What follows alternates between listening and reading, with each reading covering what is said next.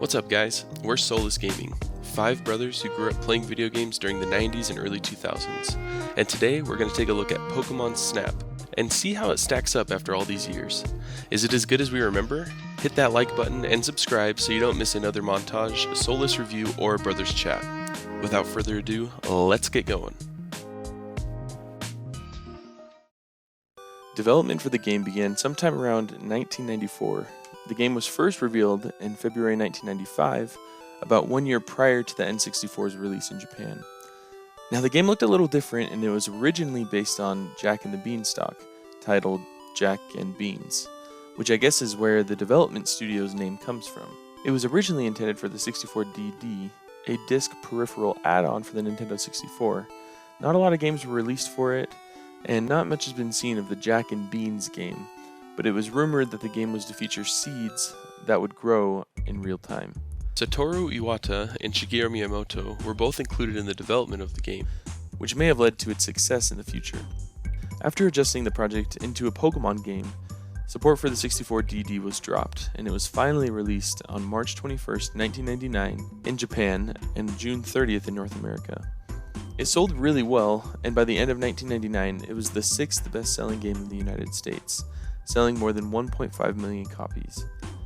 A big reason for this was the promotional tie-in with Blockbuster, and the ability to print out your pictures that you took in the game at a Blockbuster location. I remember going with my brothers to see the game, and I saw these stations all over the place. Now you might get lucky, and you might find one of these stations going for tens of thousands of dollars on eBay.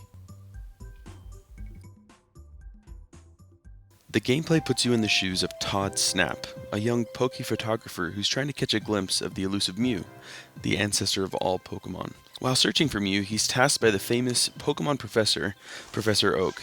Hello there! That I'm sure we've all heard of by now, to help him document the Pokemon that are on Pokemon Island. You start with just your buggy, the 01, and your simple camera. As you navigate the various regions and locales, you'll need to take pictures of each Pokemon in that region, ranging from 7 different biomes of beach, tunnel, volcano, river, cave, and valley, and then a special rainbow course that's unlocked after you capture a photo of all the Pokemon in each of the locales. As you progress to different locales and take more and more pictures of Pokemon, Professor Oak will give you apple-shaped Pokemon food that help lure Pokemon to certain spots, as well as various other upgrades such as a Pester Ball, a Poke Flute, that'll allow you to find more Pokemon. Some of these Pokemon are just hiding in plain sight, and you either need to lure them out or even evolve some of them with various items that you're given. So it's pretty fun when you know that there's a Pokemon somewhere, but you just don't have that item, and then you can come back and evolve it or find it and take a picture of it. It's a lot of fun.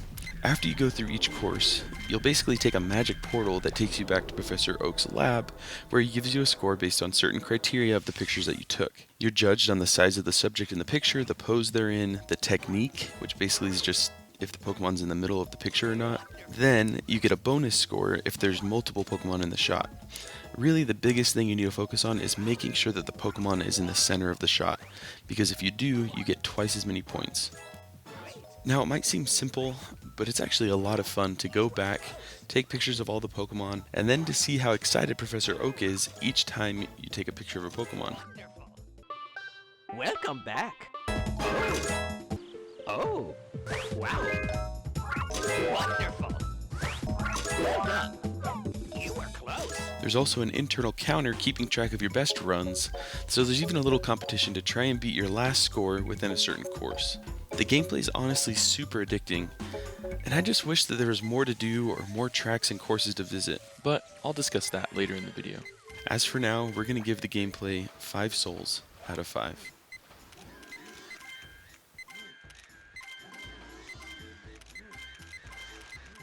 Although the graphics may not look impressive now, back then it was almost magical to see your favorite Pokemon in 3D, walking around their natural habitat and interacting with other Pokemon.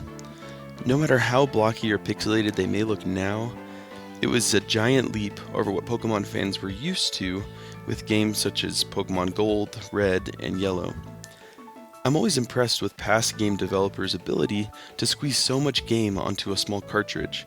I mean, most of the games we played as kids were squeezed onto cartridges that were only 64 megabytes or smaller.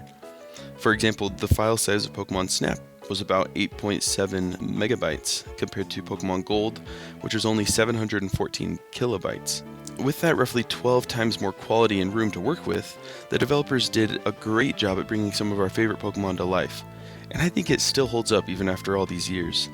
I mean, there isn't any ray tracing or anything crazy like that with lighting effects, or even water effects like when Lapras comes out of the water, but I think they did a great job. We're going to give the graphics 5 souls out of 5.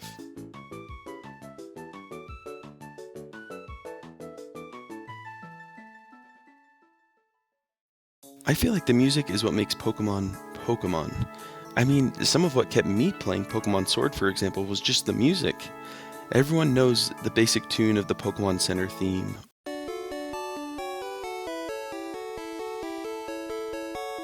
or the Pallet Town theme where you first start in Kanto.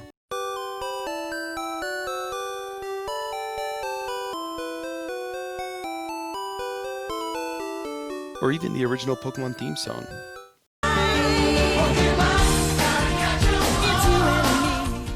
I mean, while Pokemon Snap's music may not resonate in the heart of every Pokemon fan, like some of those other games, I think it's got some really great themes. Take a listen.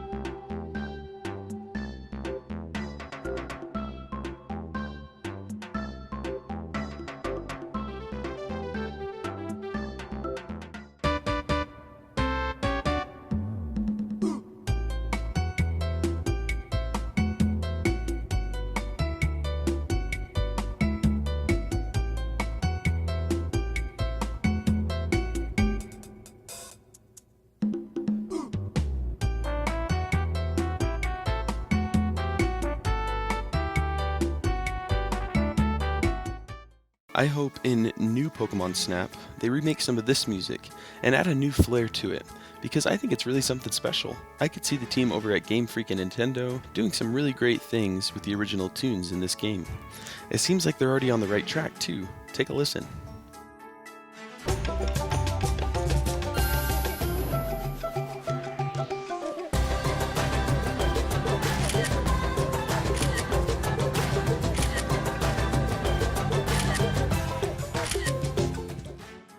Now, the only thing that this game is missing, in our opinion, is just that one song that everybody loves. I feel like when you look back on all the other Pokemon games, there's just such a high standard to know that there's going to be some really good music, but there's always one standout song. And I think that's what this game's missing. And because of that high standard, we're going to give the music 4 souls out of 5.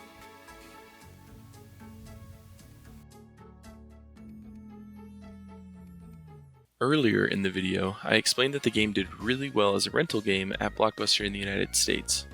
Well, I'm also going to guess that the reason why it did so well is probably because you could beat the game in less than 2 hours. Yep, you heard that right.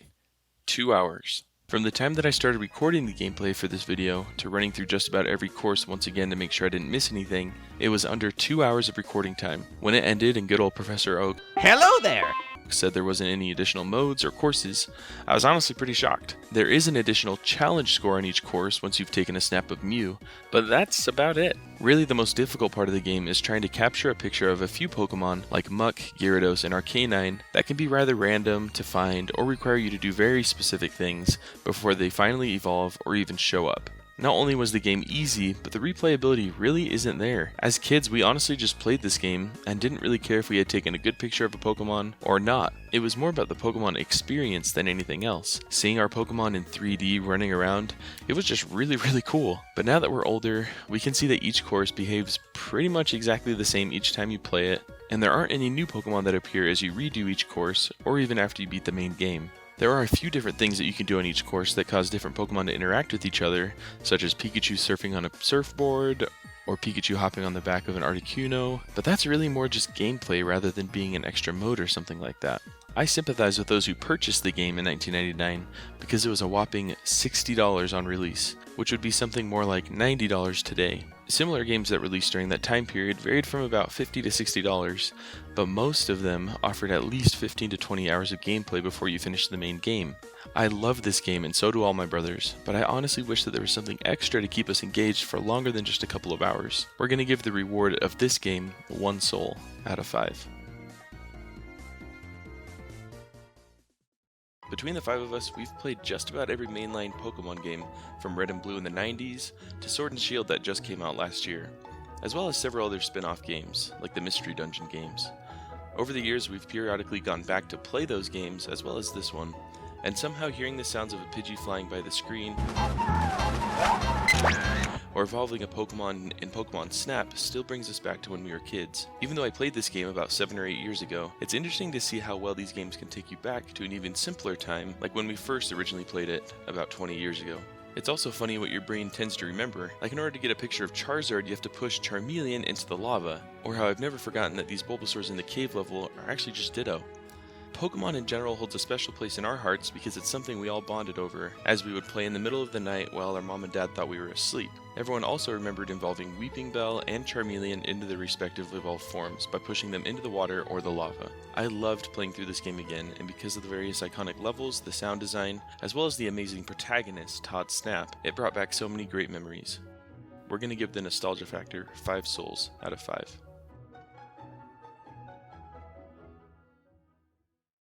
As one of the first games to allow fans to see Pokemon interacting with their environment in 3D, it was really something special in 1999, and we think that Pokemon Snap still shows that over 20 years later. Fans have been asking for a sequel for years, and finally Nintendo's gonna deliver. If you haven't picked up this game on an emulator or through the Wii U shop, for $10, we definitely recommend it. Just don't expect you're going to spend thousands of hours going into the lore of the game or trying to catch hundreds of Pokemon like the newer games. With a total of 20 souls out of 25, we recommend anyone who hasn't played this game to pick it up and give it a shot. I mean, it does only take 2 hours to beat it after all. Thanks everyone for watching, and let us know your thoughts about Pokemon Snap. Are you as excited as we are for the sequel on the Switch? Let us know down in the comments, and let us know what games you'd like to see us review. Hit that like button and subscribe, and we'll catch you in the next video. See you!